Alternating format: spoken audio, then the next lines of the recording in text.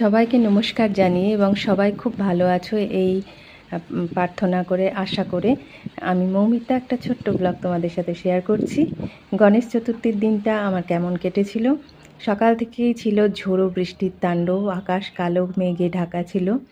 তো তারই মধ্যে আমার ঠাকুরের আসনের যে গণেশের অধিষ্ঠান রয়েছেন, মূর্তি রয়েছেন, সেই মূর্তিকে ঘরের যেসব জিনিসপত্র রয়েছে তাই দিয়েই ছোট্ট আয়োজন করে গণেশের পুজো করেছিলাম নিজে হাতেই মালা গেঁথে।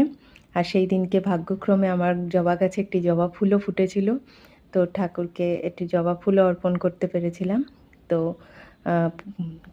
জবা ফুল, দূর্বা, এই একটু লাড্ডু ভোগ দিয়ে আমি আমার গণেশকে আবাহন করি। আর আমার লিভিং রুমের টেবিলটা আমার পুরনো একটা গণেশের মূর্তি দিয়ে সুন্দর করে সাজিয়েছিলাম। আমাদের সোসাইটিতেও একটি খুব সুন্দর গণেশ পুজো হয়েছে।